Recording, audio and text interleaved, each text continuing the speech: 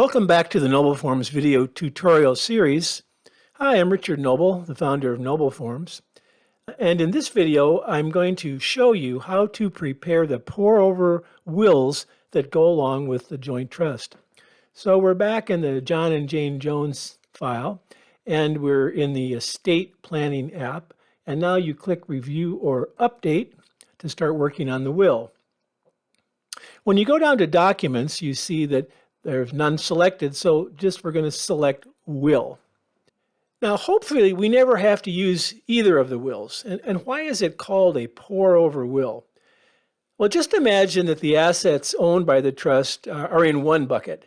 The decedent at death owned assets that don't have a beneficiary designation and don't pass by survivorship. Say there's a house at Seaside that the husband inherited from his uncle. The personal representative maybe deeded the house from the uncle's estate to the husband in the husband's own name. And the husband failed to deed the house into the joint trust. And at his death, he owned the house as an individual. That was a mistake, as the house should have been deeded to the joint trust while the husband was alive. But now he has died. He doesn't own the house anymore. It's owned by his estate. And the question would then be asked, well, did he have a will? And the answer is yes, he did have a will. Who is the devotee under the will? Well, the devotee under his will would be the joint trust. Just imagine that the probate assets are in a bucket. The image is that of a bucket containing the probate assets, and the assets that should have been in the trust are now being poured into the bucket containing the trust assets. That's why it's called a pour-over will, because we're pouring over the assets in his estate into the trust. Now, this should have been done before his death. This is just a safety net. We never want to use the will, but sometimes you have to.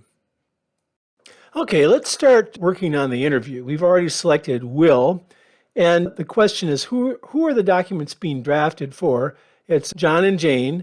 What type of will is it? Because you see, you could also do a regular will here, but because we're doing a trust plan, the type of will we're going to be doing is the pour-over will. And then the trust to be created, well, this is a joint trust. The date of the new trust, the trust name, all this, if it isn't filled in, you have to answer the questions.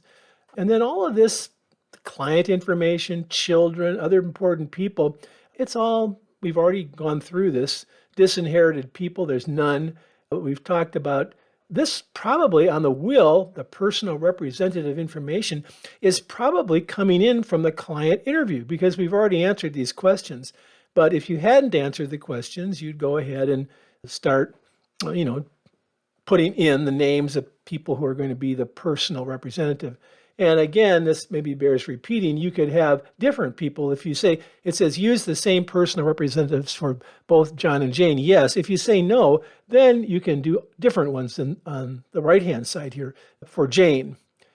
A guardian, there's going to be a guardian for minor children. The guardian information, we've already selected. This already came in from the client interview.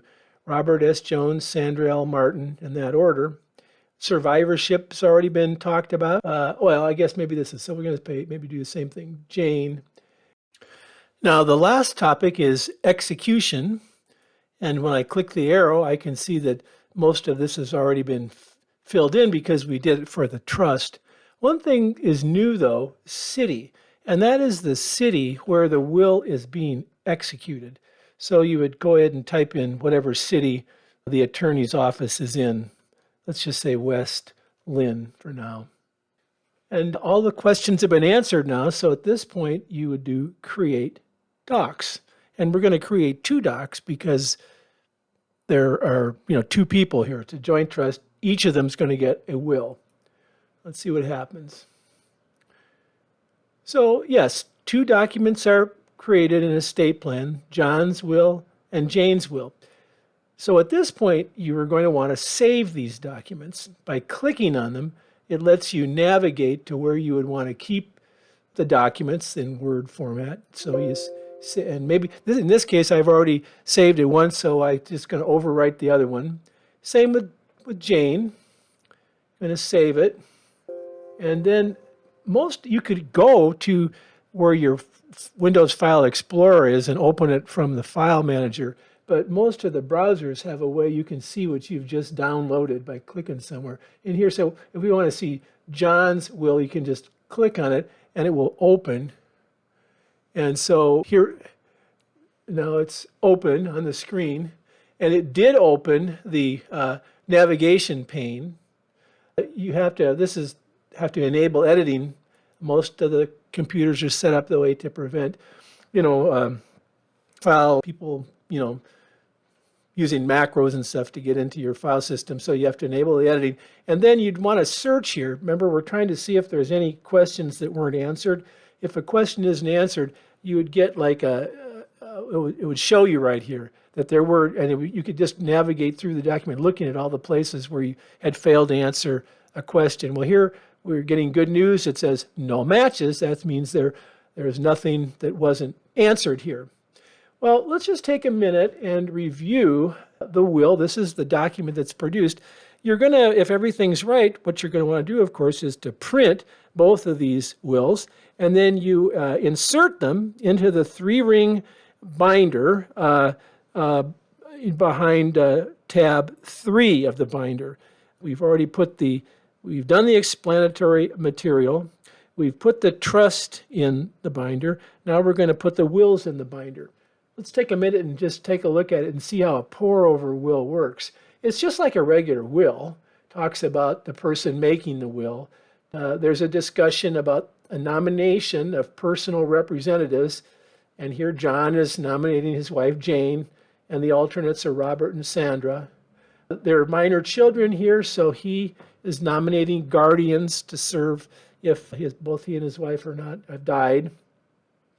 And then it talks about distributions upon death. And of course, the key thing here, who is the devisee? Well, it says, I give the rest, residue, and remainder of my estate to the acting or qualified trustee of the John and Jane Jones Trust dated November 15, 2024.